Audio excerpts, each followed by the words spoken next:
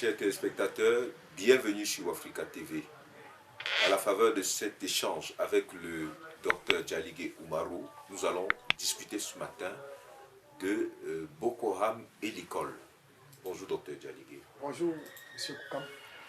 Dr Djaligé, depuis quelques années, Oui. Boko Haram est arrivé au Cameroun, il était au Nigeria et il fait davantage de victimes, ou bien l'école semble être sa cible. Et notre interrogation de ce matin, c'est d'essayer de comprendre pourquoi l'école semble être la cible de Boko Haram. Que veut dire Boko Haram? Commençons par là. Merci. Étymologiquement, Boko Haram signifie que le modèle ou le paradigme occidental de l'éducation est un péché. Donc, le préfixe, le mot Boko renvoie à l'école. Et Haram, c'est ça qui représente donc l'interdit. Donc, l'école occidentale est un péché. C'est-à-dire qu'il faut comprendre que Boko Haram s'oppose à l'école occidentale. Radicalement. Et il s'agit d'une question de valeur, semble-t-il. Bien sûr, c'est une question de valeur qui intègre tous les autres aspects de la vie. Parce que les valeurs sont les fondements de la vie en question. Est-ce qu'on peut rechercher les causes historiques d'un tel positionnement de ce groupe? Bien évidemment, Boko Haram, moi je pense que n'est pas ex nihilo. Il s'agit tout simplement d'un vieil vin qu'on transvase dans une nouvelle outre. Alors, c'est le djihad de 1804, lancé par Ousmane Dan Fodio. C'est lui donc qui a eu à promouvoir la fatwa. Il était appuyé par son fils Mohamed Bello. Alors, qu'est-ce qui se passe? Nous sommes ici dans l'Empire Sokoto au Nigeria. Et c'est un terroir sous la commande de Hausa. Et il y a une aristocratie Hausa qu'on appelle les Sarakuna. Donc les Sarakuna étaient au pouvoir. Et quand les peuples sont venus du côté du Fouta Toro ou du Fouta Djallon, ils ont donc séjourné dans la région de Gobir.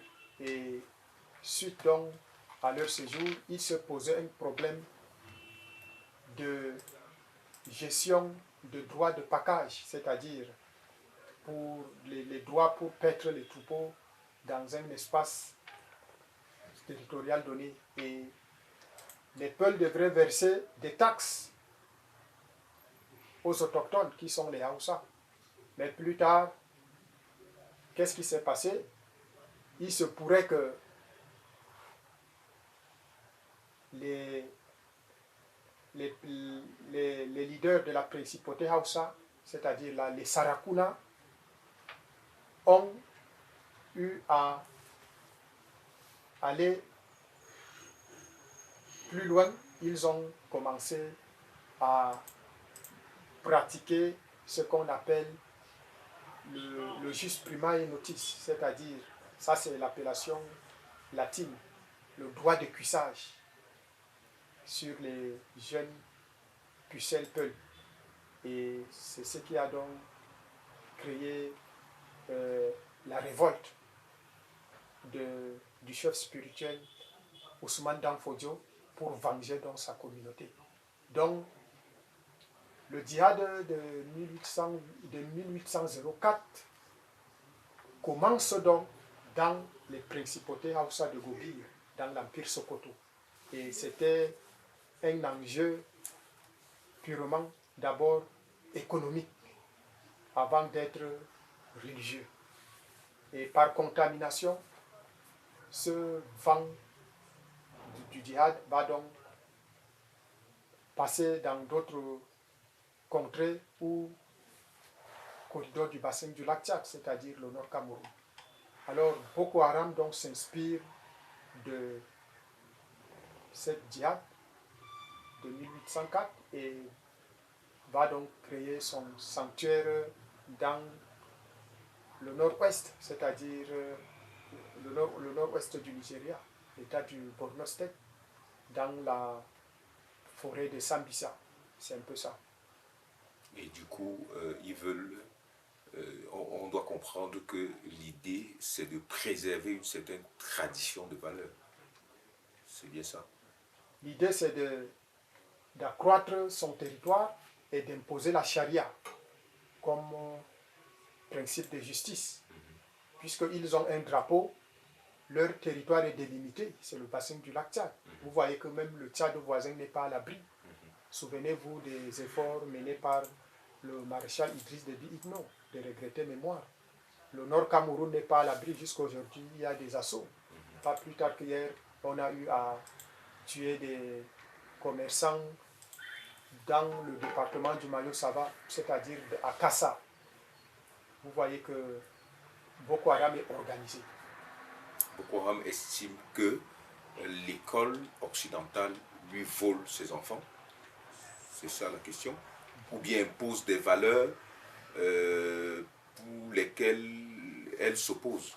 Ou bien il s'oppose. L'école occidentale corrompt les mœurs, les bonnes mœurs. Est-ce qu'il y a un fondement islamique dans cette perception?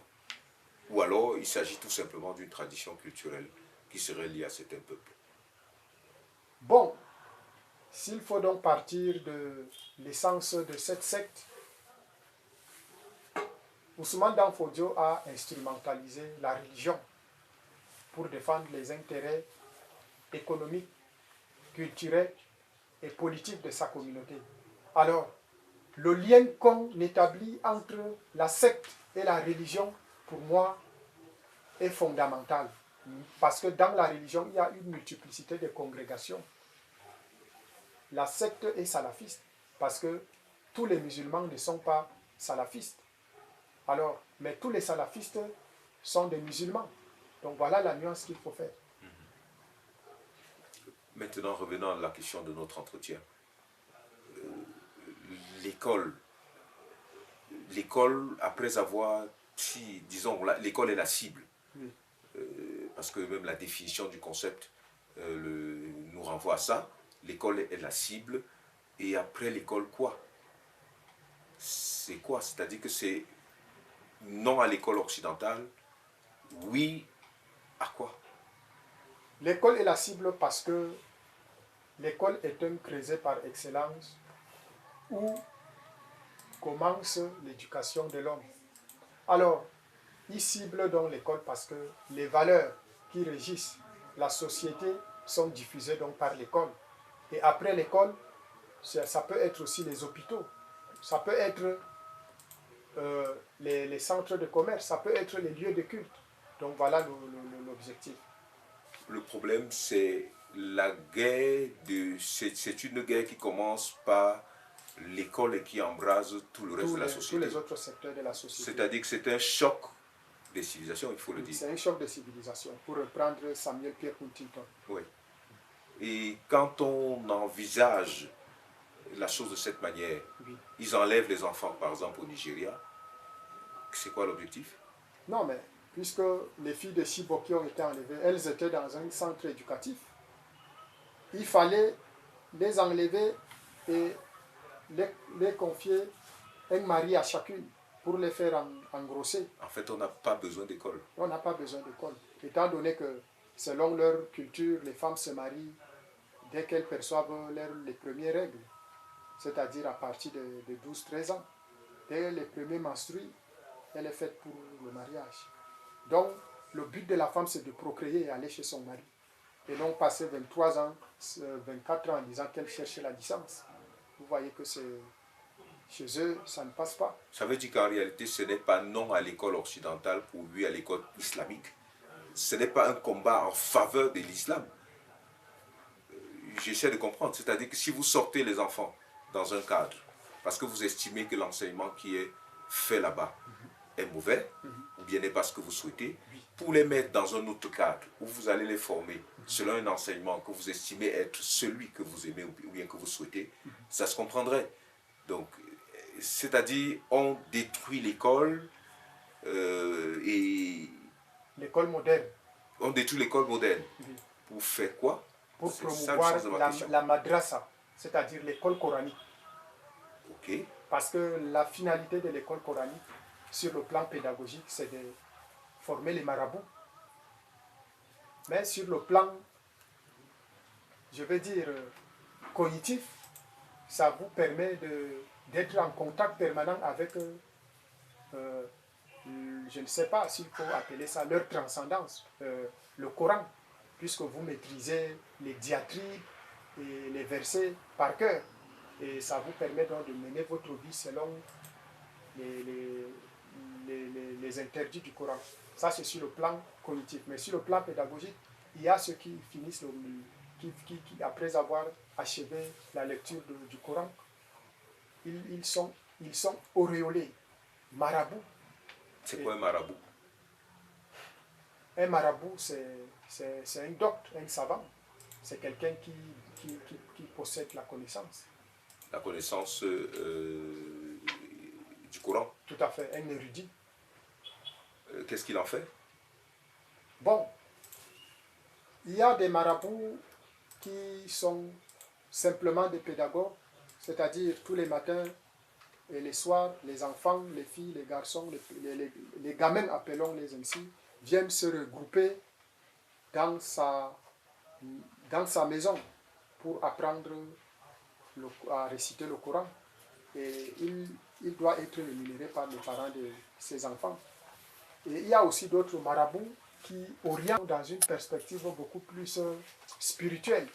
Ils deviennent des gourous, quoi.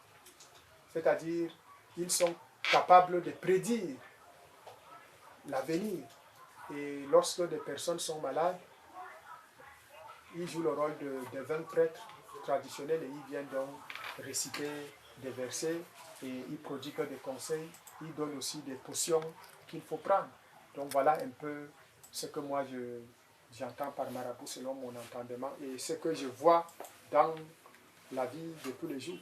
Dr Djalig, est-ce qu'il y a une audience même minime que les peuples musulmans accordent à Boko Haram? Comment vous pouvez dialoguer avec un ennemi que vous ne connaissez pas? À moins que vous soyez peut-être un ovni, un objet volant non identifié. Puisque Boko Haram s'en prend à tout le monde. Que vous soyez musulman ou non musulman, ils s'en prennent à vous. Comment pouvez-vous dialoguer avec des pareils gens? Et vous ne savez pas quand est-ce qu'ils vont débarquer chez vous. Donc c'est un peu ça. Mais ils ont des complices dans la société. C'est tout ce que je sais, c'est ça. Comment est-ce qu'ils recrutent? Vous êtes intéressé? Bon, le mode de recrutement varie en fonction des périodes et aussi en fonction de l'argent. Vous savez, Boko Haram mise sur les marginaux. Un marginal, c'est quelqu'un qui est exclu de la société. Ça veut dire que quoi? Il est exclu de la croissance économique, il est exclu de tout. Donc, dès qu'on lui propose de l'argent, il trouve ça comme une aubaine pour remplir ses poches. Ça, dans les années 2014, quand ils avaient encore le vent en poupe et que leur économie était prospère, ils recrutaient à travers ces canaux. Mais de nos jours, c'est souvent les liens de solidarité intra-ethnique. Bon, je ne veux pas ici m'en vouloir aux Kanouris, mais vous allez vous rendre à l'évidence que les frères Kanouris sont beaucoup impliqués dans cette histoire-là. Pas parce qu'ils sont terroristes, mais ceux qui sont moins instruits sont mus par la solidarité intra-ethnique. Et c'est cette solidarité qui motive les uns à se lancer sur les sentiers du terrorisme, croyant qu'ils défendent une cause commune. Puisque lorsqu'on fait la géopolitique du bassin du lac Tchad, vous allez vous rendre à l'évidence que l'administration était dirigée par les Haoussa. Vous allez voir que dans les chefferies, on vous parlera de Sarki Fada. Sarki en Haoussa veut dire chef. Fada, c'est l'assemblée, le chef de l'assemblée. Mais le pouvoir religieux était détenu par les Kanouris, les Goni. Donc, il y a lieu de dire que l'ethnie Kanouri veut faire prévaloir son autorité sur le plan religieux dans le bassin du lac Tchad. C'est pourquoi beaucoup se posent la question de savoir pourquoi les Boko Haram sont majoritairement des Kanouris. Mais ils n'arrivent pas à établir le lien que cette ethnie entretient avec la secte. C'est juste une solidarité intra-ethnique. Mais c'est des Kanouris qui sont un peu attardés, qui se lancent sur ces voies du crime. Voilà un peu ce qui se passe. Docteur Djalig, il y a quand même une pensée populaire. C'est vous qui allez nous dire si ça a du sens. Les gens pensent, au moins dans le sud du Cameroun, les gens pensent que ceux du Nord ont un problème avec, pas un problème avec l'école, ou bien rejettent l'école.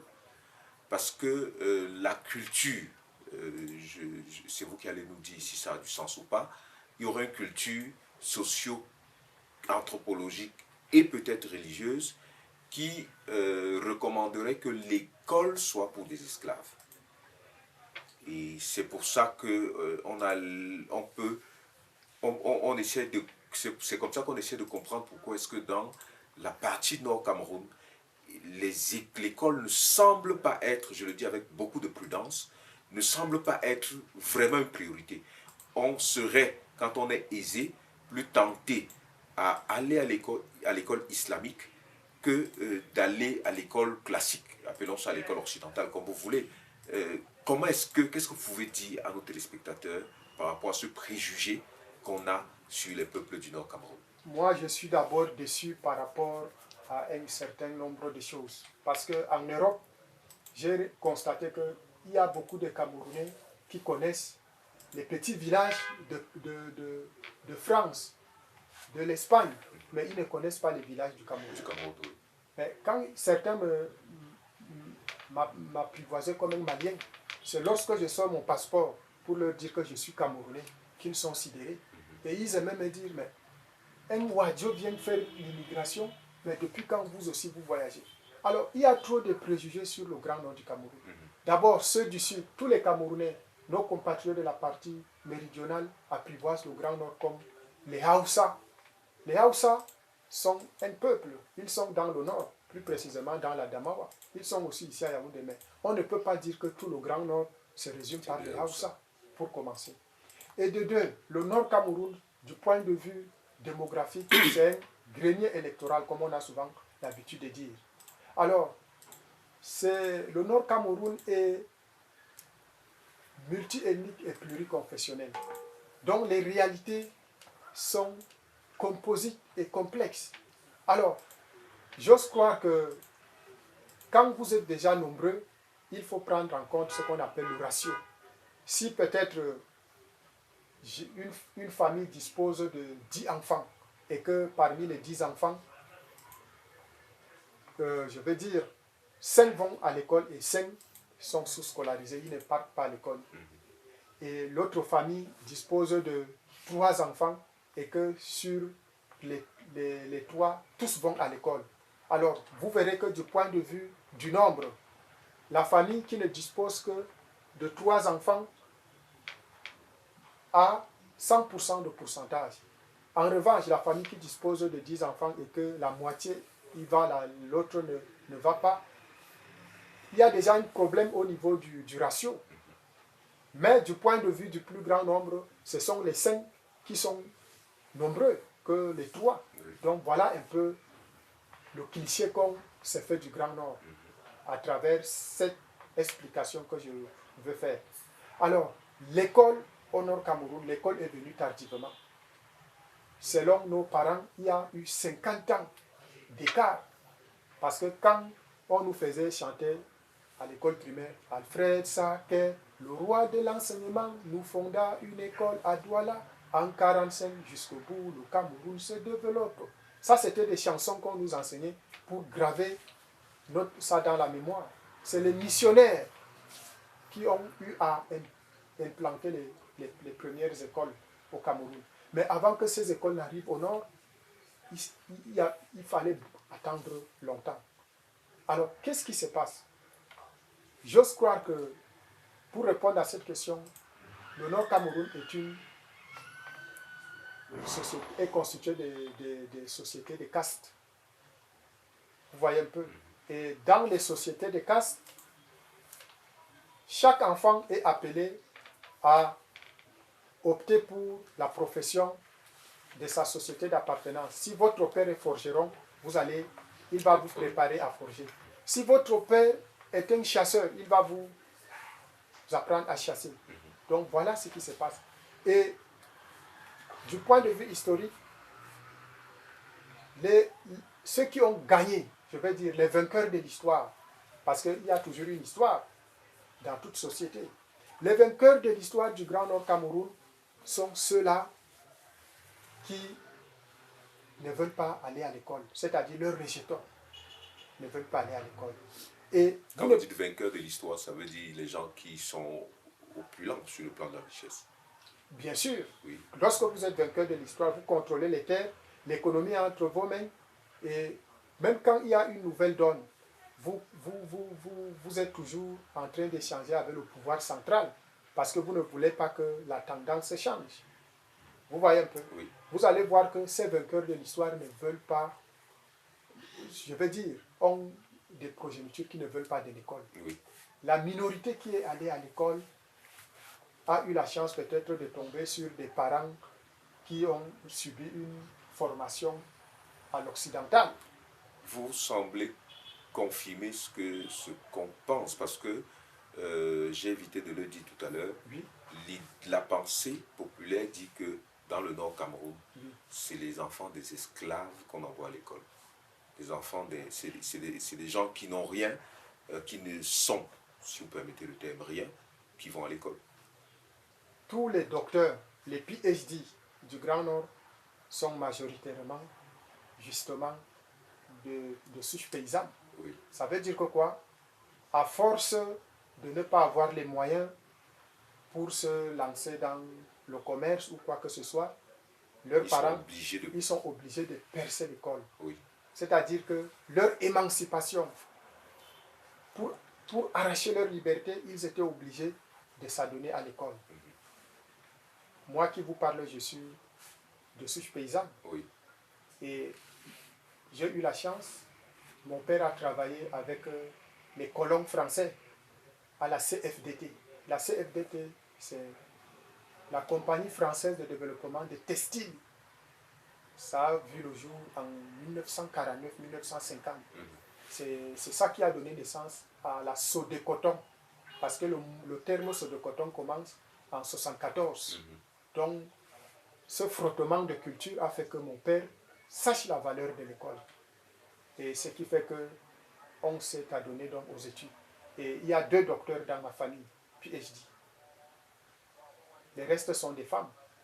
Je ne veux pas m'en tenir sur ceux qui ont le master, ceux qui veulent achever avec leurs travaux de recherche. Donc, l'école, c'est pas facile. L'école, c'est une entreprise qui demande beaucoup d'énergie, beaucoup de patience et beaucoup de financement.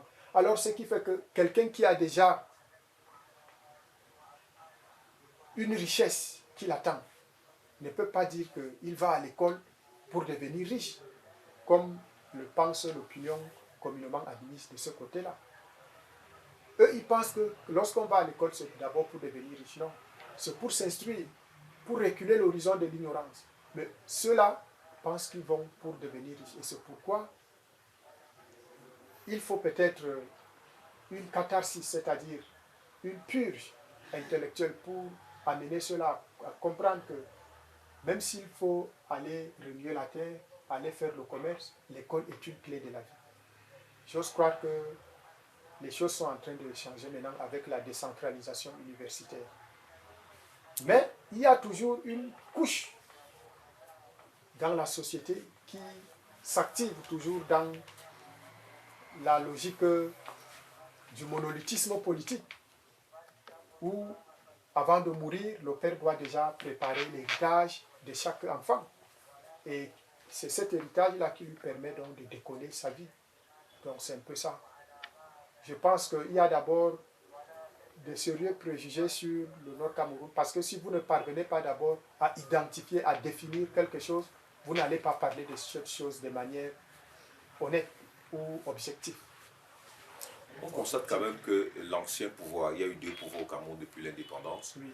L'ancien pouvoir n'a pas beaucoup fait en termes d'écoles dans le Nord Cameroun. Et que beaucoup d'écoles, et même des universités qu'on a dans le Nord Cameroun, ont été mis en place par le nouveau pouvoir qui est là. Ça semble confirmer, véritablement, vous l'avez déjà pratiquement confirmé, mais je voudrais un peu que vous nous disiez comment vous interprétez cela. À mon avis, moi je pense qu'il faut louer les efforts du président Amadou Ahidjo de regretter mémoire, paix à son âme. Il a posé les balises, les fondations de ce pays, toute proportion gardée. Il avait aussi ses manquements comme tout être humain. Donc, il y a une justice générationnelle qui pose problème de ce côté-là. C'est-à-dire que quoi? Les peuples autochtones qu'on a affublés péjorativement des Kirdis sont majoritaires. Parce que lorsqu'on parle du Grand Nord, vous verrez que le long de la nationale numéro 1, vous allez voir des maisonnées. Souvent, vous faites 2 km, vous trouvez des maisonnées. Alors, c'est des identités culturelles marginalisées, isolées et vivant en bande isolée. Pourquoi? Parce qu'eux, ils se déplacent tout simplement pour chercher un point propice pour faire de l'agriculture. Alors, c'est des paysans. On ne peut pas construire une école à des individus pour leur permettre de se libérer. Parce que l'école, le pouvoir est un savoir. Je dis, le savoir est un pouvoir que le pouvoir veut annihiler. Pour parler comme Jean-François Lyotard. Parce que si vous m'avez colonisé et que vous me dominez, je crée une école dans votre maisonnée. Alors l'école va vous servir et vous allez vous libérer. Donc c'est de ça qu'il s'agit. Donc il y a eu donc ce retard en raison aussi de cet élément historique qu'il faut apporter. Et du coup, dans un contexte comme celui-là, oui, Boko Haram a de l'avantage puisqu'il a fait à la fragilité des gens qui n'ont déjà pas fait l'école. Parce que les images qu'on a, ce n'est pas nous seuls qui regardons, les images qu'on a, c'est quelques enfants sous l'arbre en train de fréquenter, quelques écoles sous des feuilles de palmier, parfois assis à même le sol. Tout ça fait que quand Boko Haram, qui s'oppose déjà à l'école, arrive dans un contexte comme celui-là, ça semble être un territoire conquis. Pas forcément, parce que tout le monde ne coopère pas avec Boko Haram. Mais les images qu'on a par rapport aux écoles, sous les tentes, sous les arbres, relèvent aussi de la misère de nos hommes politiques, parce que beaucoup préfèrent plutôt détourner que d'investir dans le social. Et Boko Haram, comme je le dis tantôt, résulte tout simplement de la fatwa que Danfodio, le guide spirituel Fulbert, avait lancé en 1804. Et les peuples du bassin du lac Tchad ont beaucoup de liens puisque la frontière les sépare et ces frontières sont poreuses. On peut facilement aller d'un pays à un autre à pied. Et il y a donc des marabouts itinérants qui sillonnent les villages pour venir endoctriner certains membres de leur communauté. Chekao, c'était un fripier, il vendait la friperie avant qu'il ne se lance sur cette voie. Il a été endoctriné aussi par quelqu'un. Donc voilà un peu. Et les mécanismes d'endoctrinement vont rapidement, surtout lorsque les familles sont apparentées. Il y a eu des terroristes qui étaient recherchés du côté du Nigeria, ils sont venus se cacher au Cameroun, dans leur famille. et ils dorment sous le lit et avec l'arme lorsqu'ils vont aux toilettes. Et certains membres de leur famille qui vivent du côté du Cameroun ne pouvaient pas supporter. Ils sont allés chercher les forces de maintien de l'ordre pour venir les dénoncer. Et ces terroristes ont été interpellés et arrêtés. Donc, voilà un peu le problème. Le problème, c'est que la sociabilité humaine fait en sorte que l'homme protège souvent son frère ou bien son semblable qui pratique une religion qui est aveuglante et lui permet de commettre des meurtres sans compatir vis-à-vis de la vie de son semblable. C'est un peu ça. Dernière réaction, ou bien dernière question.